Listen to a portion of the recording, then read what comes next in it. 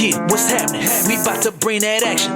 Gotta hold it down for my Seattle Kraken. Hey, we going beneath the waves. We going beneath the waves. Get it hype, step onto the ice. Ready for some action. Release the Kraken. Hey, we going beneath the waves. Going beneath the waves.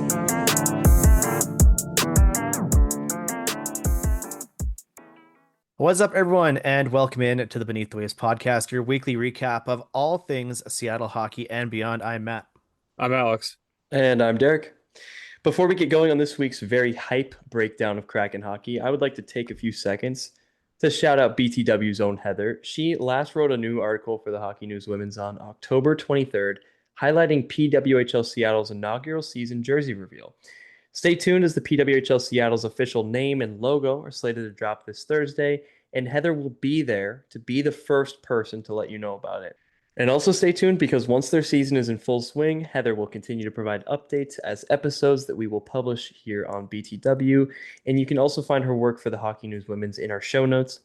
And also, I just want to say, go follow us on BTW SEA because we're good for PWHL content, graphics, discussions about the team, and even sometimes breaking news. Back to you, Matt. It's episode 43 for us over here at the BTW pod. We took a slightly extended break for some sicknesses that was going around and just playing around the Kraken schedule. But we are back in your feeds, ready to break down some Kraken news. On today's episode, we have a whole lot of games to catch up on. We'll check in on all the Kraken news, and we're going to preview the week ahead. But before we get into that, I wanted to have a little discussion with the two of you regarding a Reddit post I saw in r/Seattle Kraken from user Batman4021, where they were asking people about their Kraken origin story. And I don't think I've ever heard from the two of you what the reason was that you got into the Seattle Kraken as a team. Derek, I think yours is kind of a given your geographic location. Alex and I are a little more off the grid. So who wants to kick things off? Let me know, what is your Kraken origin story? I feel like I can go first because it's super simple. But yeah, just live in the area, lived close in the area my whole life. Played hockey since I was a kid, and we didn't have an NHL team here, obviously. But yeah, once it got announced that there was going to be one, I was like, oh, you know what? I live here, and that's an NHL team, and I'll become a fan of that one. So yeah, that's my story. And looking now, you're working for the team. Silent nods really Since day appeal one. to Since day one. Yeah. Alex, what about you? Well, for those of you who don't know, I reside in the province of Ontario. And Ontario has two NHL teams, the Ottawa Senators and the Toronto Maple Leafs. So I grew up in the Toronto area. So unfortunately, I was destined to become a miserable and depressed Leaf fan right from the get-go. And well, many, many years continued to go by where the Toronto Maple Leafs continue to break one's heart as they always do. And I had enough. When there was rumors of an expansion, I was much more interested in the fact that, oh, well, the NHL is getting a new team. I wonder what they're going to be. And, there was talk about Seattle getting a team, and it was like, okay, well, they're on the other side of the continent, but, that could be cool. And, the more and more they started talking about it, the more the Leafs started sucking. I was like, maybe it's time to jump ship. Once the Kraken were announced as the 32nd team in the NHL, I was pretty much hooked. It was something that I never actually expected to happen because Leaf fans are insane. And I can say that because I was one for many years. But as soon as I committed to the Kraken, it was like one of those like really quick breakups where you're like, I'm done. Like, cut the cord. I don't want to talk to you. I don't want to see you. Delete my number. Get lost. And I became a full-fledged Seattle Kraken fan right from the get-go. And I haven't looked back. Sure, there's been many, many seasons already where you're like, what the hell is this team? But it's been more fun. So yeah, that's my origin. Went from the lowly Leafs to the Seattle Kraken, where at this moment in time, I believe we still have a better chance of making the playoffs than the Toronto Maple Leafs. So yeah, that's my origin story. Very cool. So, as I've said a few times before, I am from Regina, Saskatchewan, smack in the middle of Canada. And my first exposure to hockey was in first grade at the Scholastic Book Fair when I saw a poster that said The Dominator and it was Dominic Hasek. And I bought it just because it looked cool. So, I had like a year where I was a Buffalo Sabres fan, and then I just stopped caring about hockey. And I didn't care about hockey, and I didn't care about hockey. And then word came around that this new team was starting up, and way back friend of the show, Britton, who was on before, um, said that he was wanting to switch over this team, and I said, you know what? I am locked into whatever this team is going to be. I am jumping in the deep end. I am building the wagon rather than jumping on the wagon, and I am in this from the beginning. And I still vividly remember sitting on my couch when they had the unveiling press conference in the shell that would become CPA. And I looked at Lacey across the room and I said, whatever happens in the next 30 to 45 seconds is what I'm committing the rest of my life to. And then and then the Seattle Kraken were announced, and I bought a shirt as soon as I could. I have all sorts of things. I have a friggin' anchor tattoo on my arm for the team. Like when we went in the deep end, we went in the deep end and we had weights strapped to our ankles. So that's my Kraken origin story, just jumping in, and here we are. And it brought me into this community. Not just us four that do this show, but all the people in our mentions and have met along the way, like Sasquatch, the Kraken Pod guys, stuff like that. So really awesome, really grateful for the opportunities that following this team has presented. So shout out to user Batman4021 on Reddit. I'm curious if you're listening to this, what your Kraken origin story was. So go to the tweet that is this episode post, or if you're on Spotify, I think you can comment directly in the episode. Let us know your story, and maybe next week we'll break some of those down. So let's get to the team for this year. And before we break down the games, as always, we have to money puck around and find out. Ching. I forgot to set up my soundboard, so we'll have to go with that for now. Derek, is that name growing on you at all? Or are you still wincing? Absolutely not. Absolutely not. Okay, well, Alex, let's make this quick then. As of today, November the 4th, 9:34 Saskatchewan time, what are the Kraken's chances at making the playoffs? Well, at 10:34 p.m. Eastern Standard Time, the Seattle Kraken have a whopping 46.5% chance to make the Stanley Cup playoffs. Like, what? I've So been we saying it. so Is this team? we've doubled our odds since Yeah. Is this team a pre-week wagon? since preseason. Is this team a wagon? Because like I'm kind of feeling like we are a wagon at this point. Like our expected points at this moment is 89.8. So like we're going places. Like Yeah. we are going places. Like we're ahead of the curve. Like it's looking positive. So, I guess we can kind of look to see how we continue to, progress throughout the season. But like we're gonna get to our record eventually. And like the past week, past week, 2 weeks, we've secured a point in every single game. So like there's nothing bad about this. It's positive stuff. At the time of us recording this, the Kraken are actually at the top of the Pacific Division, which I don't know when in the past that's happened, but I like it. Print it off and put it on the fridge. That's what I said on our Twitter account this morning. So, yeah, frame that, put it on the wall, and hopefully we'll stay up there for a little bit. As Alex said, we had a pretty great week. Since we last recorded, we played 5 games, and we are currently sitting at a record of 6 wins, 2 losses, and 4 overtime losses. Just a quick rapid fire of those games that were played. We had a 3-0 shutout win over the Jets. We had a 3-2 win over the Oilers, a 4-3 overtime loss against the Canadiens, a 3-2 overtime loss against the Rangers, and last night we had a 3-1 win against the Chicago Blackhawks. Before we get into some things specifically related to these games, how are we feeling in terms of our vibe check with this team? I think things are feeling pretty good. We were a little down last week because we had a couple rough spots, but how are we feeling right now? Well, it's one of those vibe checks where it's like there's no way you could feel bad about this, right? Like it's But all someone green. will. Someone will. There's always It's someone that's going to complain. it's all green here. Like every game, there's a point.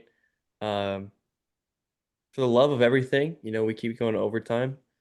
Um, but that's good. Like especially that Canadians game, being down 3-0, just unreal. The fight to get back into that game, and just we're seeing that a lot. A few things come to mind, just on my vibes right now, and it's just like a bunch of different like little, I don't even know, like little expressions that I was thinking of. Like that's just what came to mind, but just like, next man up, because like the injury stuff, any given night, it feels like, we can win any given night for some reason. Depth is our strength.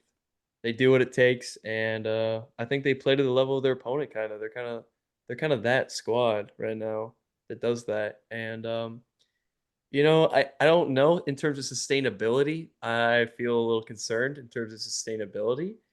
But right now things are just kind of magically going our way, which is awesome because it has not been the last 2 years. So I'm loving it. Yeah, no, I think enjoy it while it lasts. And I'm not saying that this is a season where we're just going to derail and, fall off the deep end, so to speak. I think a lot of us are pleasantly surprised on how this team is playing. And, I think the team has really gelled and taken hold of what Lane Lambert has brought to the franchise this season. You can definitely see the buy-in by the players. Defensively, we look pretty sound. Like we don't look pretty terrible in the defensive end, which has been really positive. And then Joey's been fantastic. I know last podcast we did have that discussion. Is this when Joey was kind of having those issues in those few games where he was a little rough, and we were kind of discussing being like, is this just a hiccup or is this something that we're going to be seeing? And clearly it was just a hiccup because Joey's just been on game, since then. But I think you really need to look at this as an incredible start and incredibly positive. The fact that this team has 6 wins, 2 losses in regulations, and 4 overtime losses. I think if you asked any three of us about this, after 12 games, I don't think you'd say that we'd have 6 wins. I think we'd have more losses than wins at this point. And if you told us that we were on top of the Pacific Division, I think everybody would be like, what are you smoking?" Because it's just not the Seattle Kraken whatsoever. Especially from the last 2 seasons. But you know, yeah, we're a team that doesn't score a lot. We're one of the lowest scoring teams in the NHL, but we are getting it done. And if we can successfully, figure out how to score more goals this season, I think we're going to see a very positive spin and a great, end of the season, even though it's early. You also have to look at the fact that we have a bunch of players that are still injured. It kind of seems like a rotating door where you get an injured player and then a healthy player. So if you get a full healthy squad back somehow, the sky's the limit with this team. I know I'm being positive, and I know it's probably shocking to a lot of you listening, but I'm gonna say it. I think the Kraken really are a wagon. I'm pretty psyched on this team. Sure, my blood pressure might not like constantly going to overtime, but I have a bit of a silver lining when we do go to overtime in that, hey, we got more points coming our way. I would rather drop a bunch of overtime losses than get smoked in regulation and not get any points on the record. So if Derek's going with all these kind of cliche things, I'll throw one out as well. And I say this to my students a lot, and that is that baby steps are still steps. So even if we're getting 1 point at a time, it's not getting two. We're not jumping as much as we could, but we are still moving in a positive direction. So I'm feeling super good. I like that we're starting to see some of those injured guys get back on the ice, get out of those red jerseys, and hopefully back into the rotation soon. And then hopefully we are back to a well-oiled, fully functioning machine, unit, wagon, I guess we're calling ourselves, whatever that means. But I'm feeling good, and I hope that in this week ahead, we can keep it going and kind of take advantage of some matchups that we have coming. In terms of some discussion topics around these games, we did touch on it briefly. Just a quick injury update on the in the game against the Rangers. Capo Caco returned to the lineup, which was awesome to see. So he's played a couple games now to start the season, and Jared McCann is still out on injured reserve. I think at the point when we last talked about this, he was just kind of listed as day to day, but they did put him on the IR with a lower body injury. So hopefully he's going to be on the mend soon. And I think I saw today, either today or yesterday, Riker Evans is out of the red jersey. So we'll see what happens with that soon when he gets back. Sorry, Cale Fleury, you're getting back on the plane.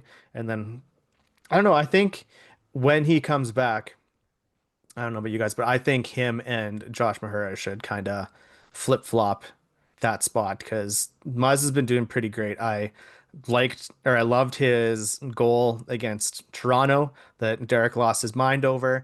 I liked him having some Regina Pats on Regina Pats violence against Connor Bedard yesterday. That was awesome. So that's I think he's earned some playing time and it shouldn't just come at the hands of somebody being injured. What do we think the outlook looks like with our injury stats right now? Oh, and Freddie Gaudreau, I am not sure on his status at the moment, but he's still going to be out for a little bit, I believe. What do you think of the injury status right now? I mean, it's still like you absolutely need McCann back. That's what we said last time, and it's still true. It sucks that we've basically been like what 2 weeks now without the pod, and we're coming back, and we're still talking about how McCann is out. That sucks. I do remember last pod though. I was like, a week from now we could see a lot of these guys back healthy. They all became back healthy again, which is dope. But McCann, man, we got to get McCann back in, bro. Like that's literally it. Like you said, Mahura has been phenomenal. I don't see a ton of like defense value that's being missed right now with Riker. Like there might be a little bit, but it's nothing compared to, like Alex and we're gonna talk about too, but like Alex was saying, some of the least scoring in the league, and you're missing the guy who like can post 40 goals when he's like on. Like that's if the whole offense was going to be one player on the Kraken, it would be McCann, and that guy's injured. So yeah.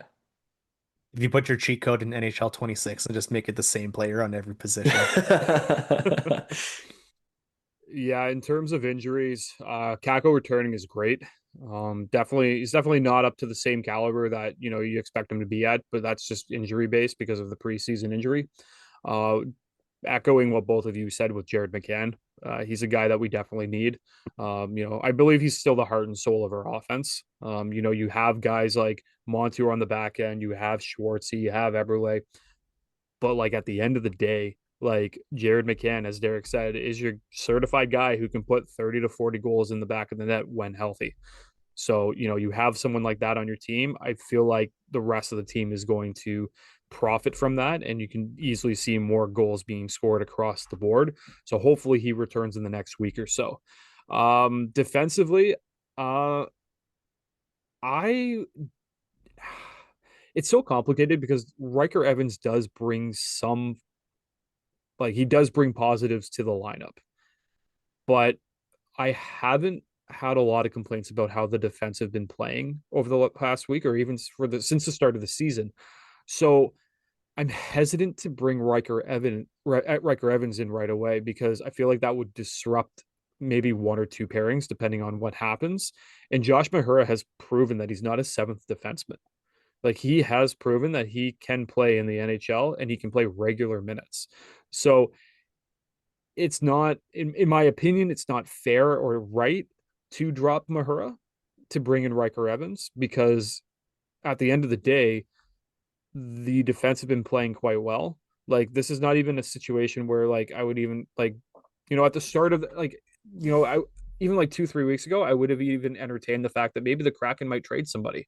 If Riker Evans is healthy, maybe they might offload a player. But even at this point, where they're at in the standings and how they're playing and how they're gelling, I wouldn't even consider something like that. So, like in my opinion, like I would honestly put Riker Evans in the press box until otherwise. Like, and that's just an honest take. Like, why do we reward somebody who has been injured, who, at the start of the season and preseason would probably make that tops, that six defensive pairing. But like right now, there's not a single player in those 6 D men that really is deserving of being removed.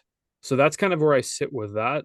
But yeah, if you get this whole team back to full health, even Freddie as as the fourth C, I think we could see this team kind of reemerge like they did, in their second season in the NHL, like four deep lines where like they're all dangerous. So definitely a lot of positives in that mindset. I'm also very curious. Well, first of all, on the defense playing well spot, we had a very rare appearance of a big rig goal yesterday. That was pretty exciting. But in terms of Canner coming back, I'm very curious the ripple effect that that's going to cause. Because I think like we talked about it last time, Berkeley Catton's been playing pretty good. He has 3 assists through 7 games. He's getting to that threshold spot now. So we got to decide, are we going to pull the trigger on him or ship him back?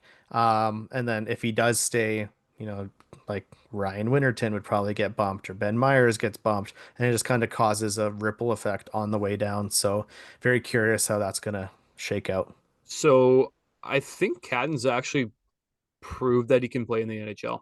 Like, I don't think at this point it's beneficial for him to go down to the WHL and to keep a year. Like, I think he's surpassed Ryan Winterton. I think he's surpassed Yanni Newman.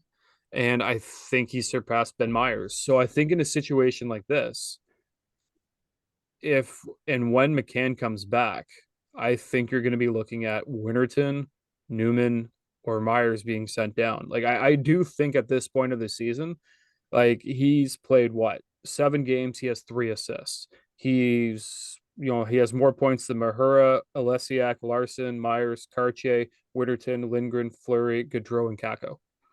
And he's in line with Newman. Like he's playing like as a young kid, he's doing good. So like, do you send him down and say, yeah, you've been doing good, but we're going to send you to a league that you're just going to blow the roof off, but it's not going to really help you developmentally? I just don't know where we're kind of going with this, because he's definitely not earned the right to. I mean, he's definitely not like deserved to be sat, and I don't think he's deserved to be sent down. So I feel like we're kind of at that crossroads now where like there's 2 games left for him to play.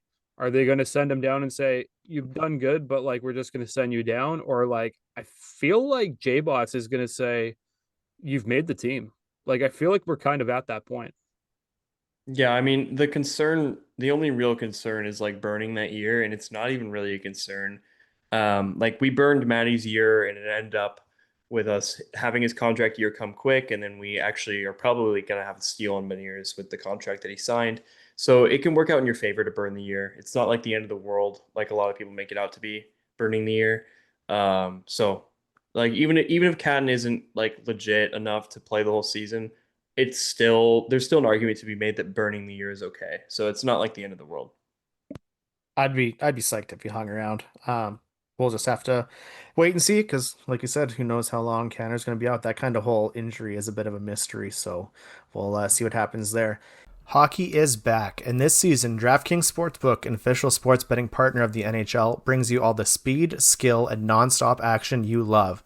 DraftKings Sportsbook delivers the unmatched intensity of the NHL right to your fingertips. From player props to the thrill of live in-game betting, every drop of the puck is your shot to win big. New customers, this one is for you. Bet just $5, and if your bet wins, you'll get paid out $300 in bonus bets instantly. Light the lamp all season long with DraftKings. Download the DraftKings Sportsbook app and use code THPN. That's code THPN to turn $5 into $300 in bonus bets if your bet wins. In partnership with DraftKings, the crown is yours.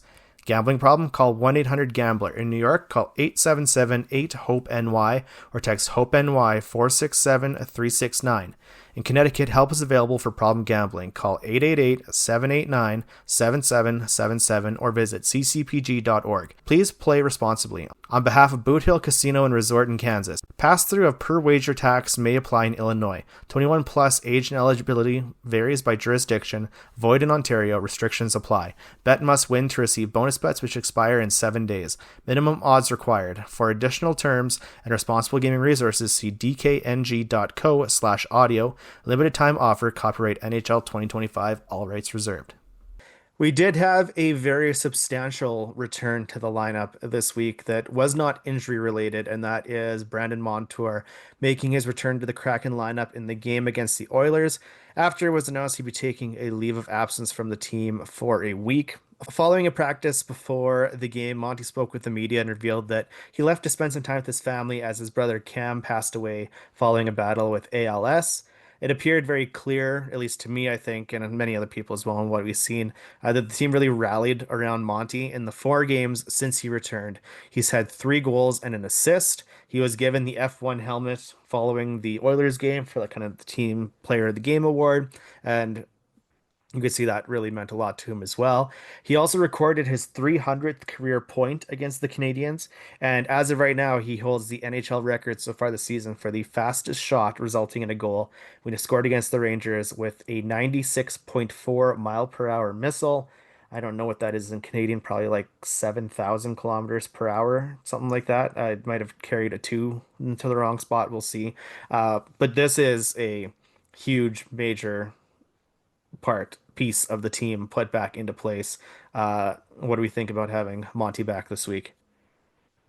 I mean, the Montour clap bombs are like one of the biggest parts of our offense right now, so it's absolutely huge having him back. I was remarking yesterday at the game that having Montour out there is kind of crazy. He gets up like really quickly. So like you'll just have like another guy up there. It's like having a fourth forward on the ice, which is really cool.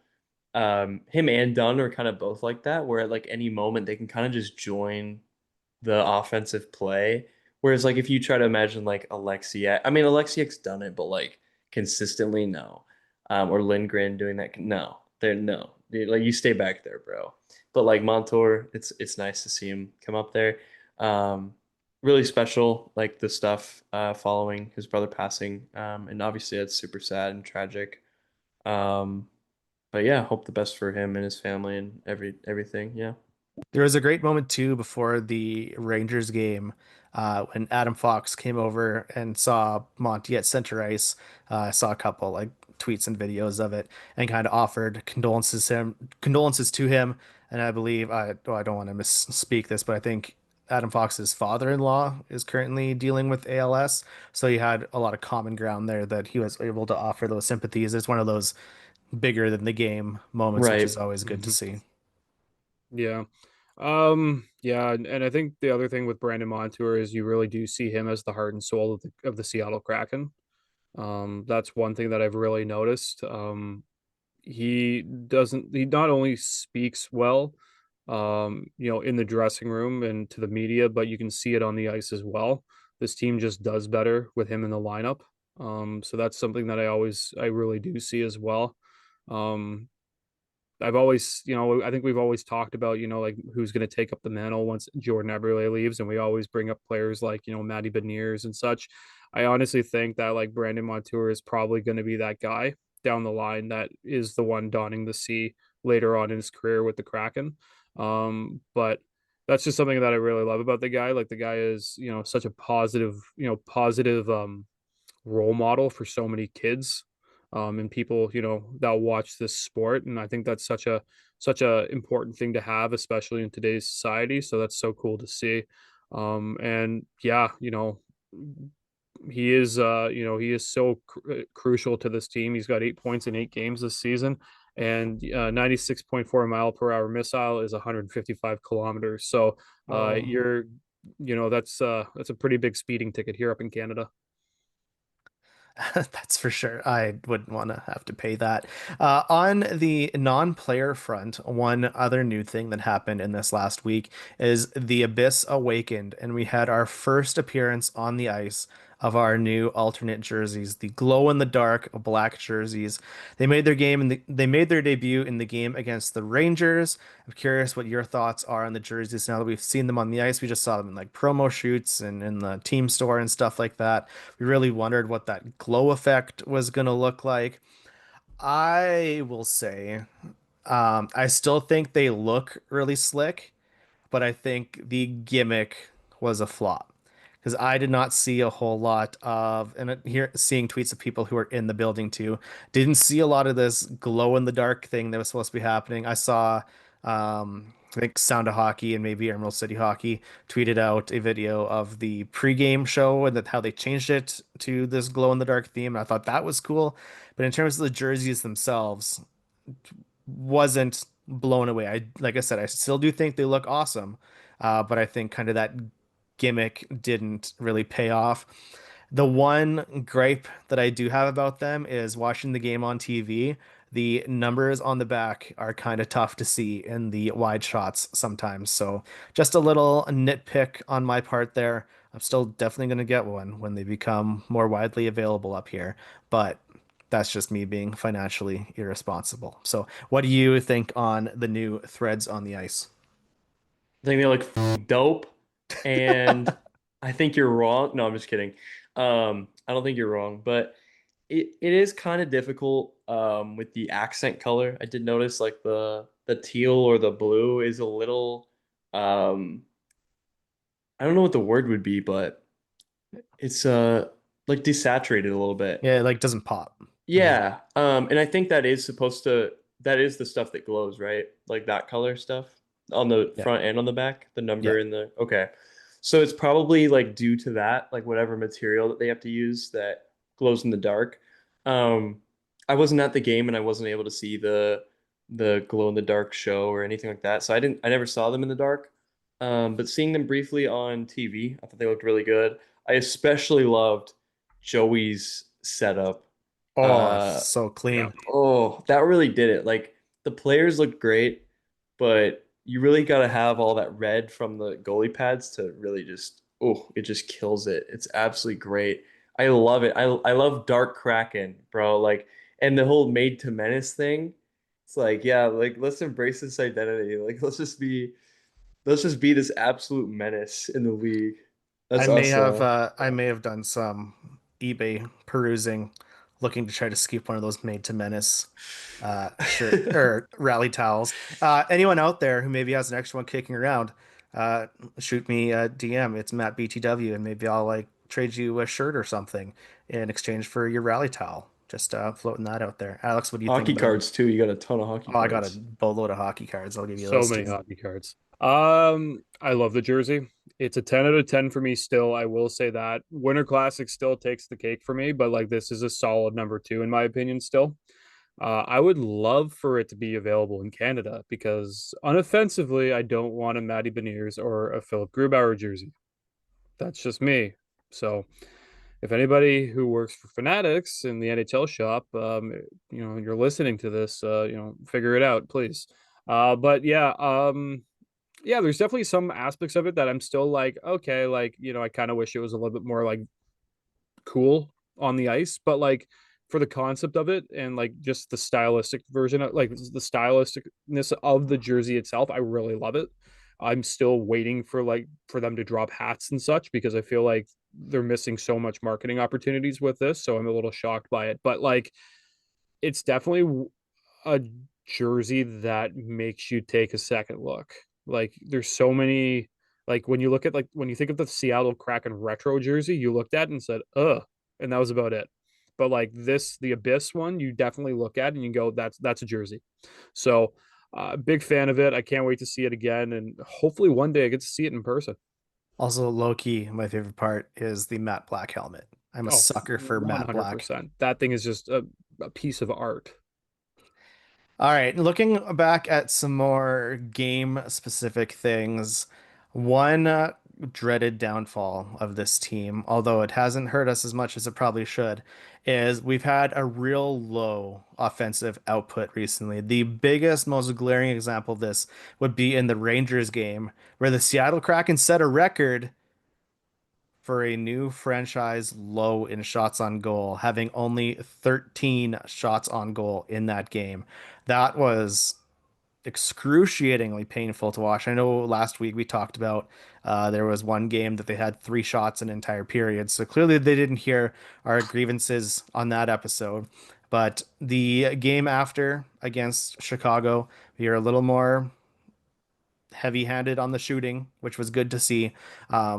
I guess like if you wanted to put a positive spin on it, we're maybe having some quality over quantity because we're having Yeah, I know. Like I am grasping at every single straw I can. That if we're taking 13 shots on goal and we had what was it, 2 goals that were scored, that's a decent scoring percentage. But if you don't, as Joey said following the Chicago game, shooters shoot, and we need some shooters because we can't have our goalie being the only one that is foaming at the mouth trying to get a puck into the net. Yeah, one of the things that definitely uh kind of made me raise my eyebrow was Joey saying shoot or shoot. And the other thing he mentioned in that was, he's like, I'm in goal. I don't really worry about the offense. I get paid to save the puck. So but I definitely think if you're the Seattle Kraken, if you're, Jay Bots and whatnot, I'd be curious to see if they're actually looking to like add to that, because as much as we are a defensive sound team, you definitely need your production up front. Not saying that you're not getting it, but like we talked about previously, like we're one of the lowest scoring teams in the NHL, and you need to get pucks on net. I remember last season when I think we were streaming one of the games, and we're like, "Oh, are we going to break the record for lowest shots in It a was in a one of our game?" it was one of our charity Yeah. games when we are giving five Oh, dollars for every shot on goal, yeah. and we had like 12 shots. Yeah. No, no, we got like 16 because we were like, are we gonna break the record? And then we surpassed it in the third period. But like 13 shots in net is just like, oh my God, it was horrible. But I feel like this team is very much like the Jekyll and Hyde when it comes to shots on net. You have some games where we've seen them shoot 30 plus shots on net, and then others where you're like, okay, guys, you got 2 shots on net this period. What's happening? But you know, we still got a point that game, and then we turned it around and we won the next. So like, yeah, like I'm not going to complain if our shots and our shot amount is low if we're still getting points on the board.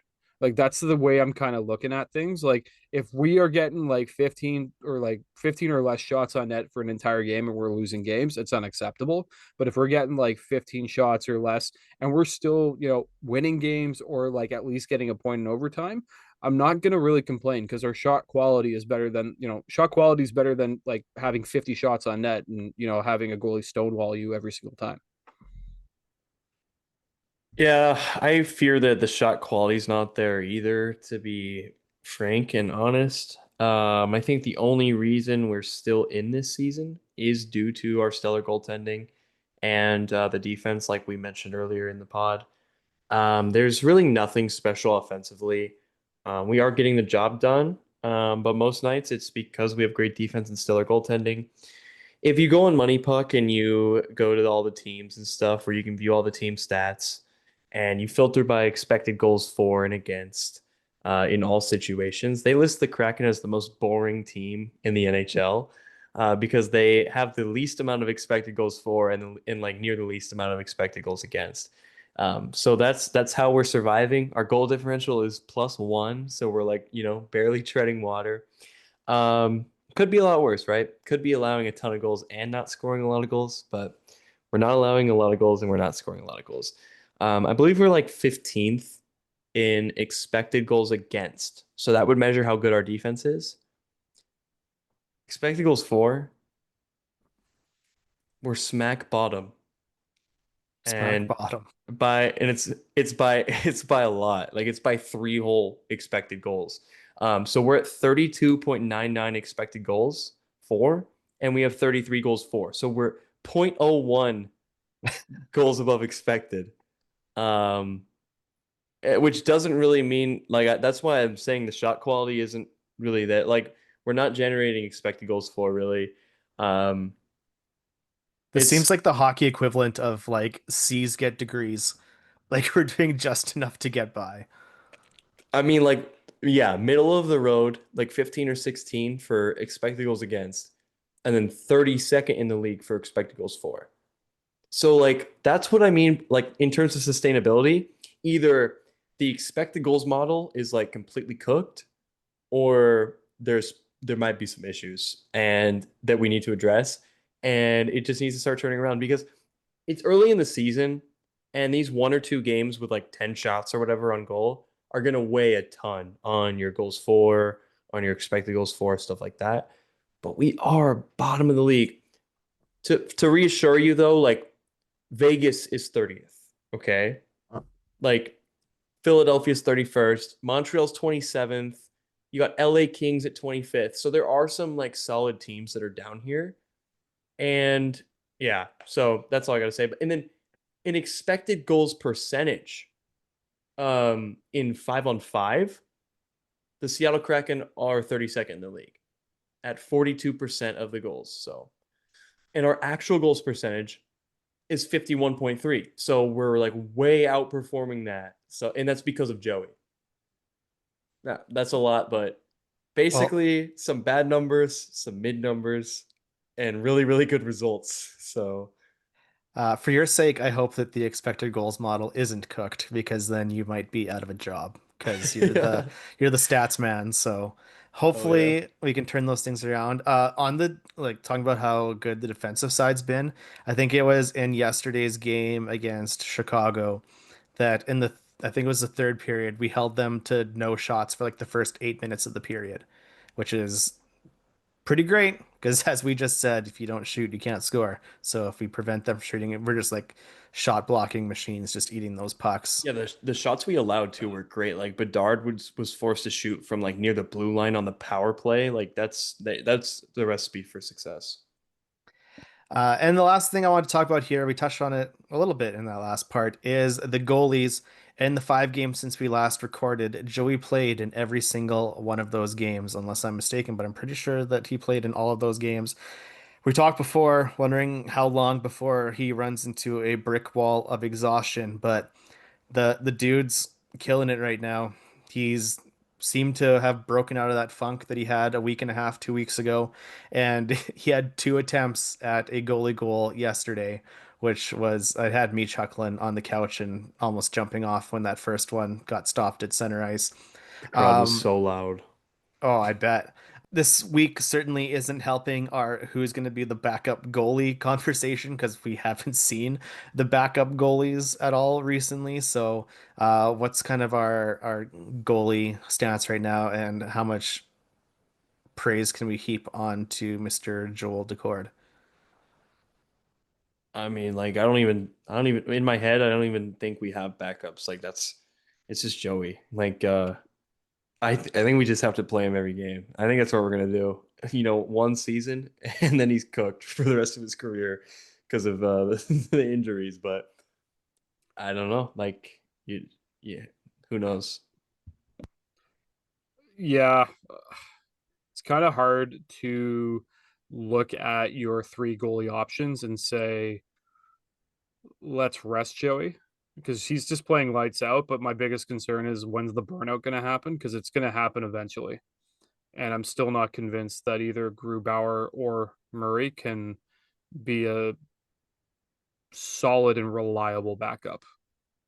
And I do mean that. Um, so I'm kind of in the same boat as Derek, where I think you just gotta play Joey for as many games as possible and just hope to God that he doesn't crash. Um, because you know how goalies are. But yeah, Buddy is playing just lights out, like just absolute lights out. And I think he's the only reason really that we have a record like we do. He's the only goaltender that has all 6 wins for this team.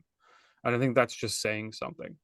So let's hope to God that the rug doesn't get pulled out from under him, and that we just continue doing what we're doing. Well, he should probably not to get too far ahead of ourselves, but he should probably get a rest this week because we do have another back to back. So I'm hoping that we have a Gru or Murray sandwich this week where we go Joey back up.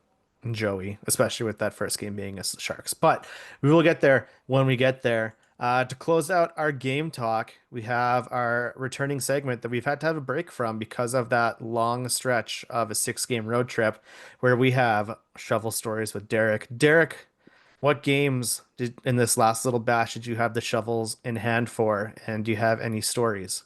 All my stories really come from last night against Chicago. It was cool, you know, going out there skating. I was number two, so we'd go down. I'd have to go through the players twice. That's when you're number two, and so I go down on the boards and I come back on the boards. And yesterday, I just like was like standing and I had to wait, and it was literally just like Bedard like right in front of me. And I was like, bro, like what in the heck? This is crazy. Also seeing Burakovsky and Donato was really cool, skating out there with them. And oh, there was like this really good play by the Kraken where they like passed it over and Soderblom or whatever made the save, like an incredible save. And then there was instantly media timeout. And as I was skating by them with the shovel, I could hear like one of their players, like as the goalie was skating, he's like, let's fucking go, good shit, Sody. He's like saying, I was like, that's dope. Like that's the first time I've heard something like that. That was really cool. Oh, and then huge news, I guess, kinda, is that pretty much the whole ice crew for the Kraken, the Icebreakers, were all kind of given the opportunity to sort of lateral over to the PWHL Seattle games. So we're all probably going to do at least a couple of those. And yeah, it was really cool. Like we don't have to try out. The guy running it just kind of said like, yeah, trust that the Kraken has a solid crew, which we do. And yeah, they're gonna use this for games, which is awesome. I'm really excited about that. So what you're saying is you're gonna have to put together a little business proposal to double dip shovel stories into the Heather pod that'll start soon. Yeah, exactly. All right. Are you doing the Sharks game tomorrow? Yes. Sweet. So we will for sure on the next pod. I mean, not for sure, but we will likely have another shovel story with Derek. Alex, can you break down our week ahead and what is in store for the Kraken? Absolutely. So the Kraken conclude their homestand and return to the road, including a back-to-back. So Wednesday, they will be playing the Sharks at home, and then like I was mentioning, they do go on the road. So Saturday they're playing against the St. Louis Blues, and then on the Sunday they will be playing in Dallas against the Stars. So how many points do we think we're going to come out of with these three games? I would be very happy with 1-1-1. Yeah, I I think think I I think we'll think get I think we one or beat two the points Sharks. I total. think we beat the Sharks. I think we OTL to the Blues and we lose to the Stars. I think we go 1-2-0, or maybe 0-3-0. I think something starts to catch up. I And hope not. We yeah. we we need these next two against the Sharks and the Yeah. Blues. Yeah. I know. So the Stars, I'm fine with giving up points on that one, but That'll be the one game we win. probably. I But always have. like none of us would have had a 3-0 shutout over the Jets when we talked about that one. I'm pretty sure when we were previewing those games, it was the Jets, Oilers, Canadians. We're like, we'll be lucky to get a point, and we came out of it with 5 points. Yeah. Oh, also just a quick note on that game. It was 3-0, right? But Yeah. like it was 1-0, and then we scored two empty net goals. So like Hey, goals are goals. Joey basically got us a 1-0 win, which is just a perfect embodiment of this year. Yeah, I honestly think our record against like bad teams is always horrible. So I feel like we're gonna lose in overtime to the Sharks for some reason. I feel like we're gonna beat the Blues and then somehow pull out a victory out in Dallas. That's just my take on that. So I feel like we're still gonna come out with points in every single game, but the Sharks game is gonna be our worst game. Um, I think but the that's Sharks spanked us every time last year. exactly I right. remember I remember being in the hospital emergency room watching a Sharks game on my phone last season, and I was like, the result of this game is the worst thing about my evening, and I am sitting in the hospital because we got obliterated by the Sharks at that December game. And to round things out here, we'll do a quick Coachella Valley update. Alex, what is a quick rundown of how things are looking in the desert? So there goes Derek leaving again, as per usual in this segment. So yeah, down in the desert with Coachella, the Coachella Valley Firebirds are currently seventh in the Pacific Division with a record of 3-4-1. Their current leading goal scorer is Yager Furkus with 3 goals and 4 assists. Not the best start, but like I've mentioned in the pods previously, young team, they're still figuring it out. Plenty of hockey to be played. Their next upcoming games on Wednesday, the 5th of November, they're going to be playing against the Colorado Eagles on the 7th, which will be on a Friday. They're going to be at Tucson against the Roadrunners. And then Saturday, November 8th, they will be playing the Roadrunners again. I'm so glad this time I called them Tucson and not Tucson. But yeah, so that's the little rundown that we have about the Firebirds. If you want to watch more Kraken-esque hockey. You can watch it all on the Flow Sports app. Would need a subscription, but it's good hockey nonetheless. Every once in a while, I get lucky with a free YouTube game, so Yeah. keep an eye out for those. And that's going to do it for this week on the BTW pod. Derek, can you let everyone know where they might be able to find a BTW online? Absolutely, Matt. But first, I want to plug our store. We just made an amazing new design. It's PWHL related. It's for the one and only Hillary Knight. It's an HK21 design. Go check it out. Go get it. Go get a sticker or put it on a hat or on a shirt or something. I will Um, say with that design, it was essentially Hillary Knight endorsed because she gave us two like celebratory true. hands in the She Instagram did the post. hands up. She did Hands the hands up. up in the air. Yeah, I think she liked it too, right? Or no? She just commented. She commented she liked my jersey that I I got. liked your jersey too. Okay. Yeah. Oh, and then also go check out Heather's articles. Like we said, the link is going to be in the show notes. You can follow at Heather Nicole with no E, and at the Hockey News W to see more of her work. And keep your eyes on your podcast feed to see when she drops more PWHL episodes. Please also drop a follow and give us a 5-star review on the podcast app of your choice that you're listening to this on right now. And follow us on all socials, please. It helps us out a whole lot. You could take a second to like or comment on those videos, and keep up with all of our takes on Twitter and Instagram. And there ain't no team that's going to get in our way. So go join us everywhere at BTWSEA. And have a great rest of your day. See you next week. Bye. We going beneath the waves. Going beneath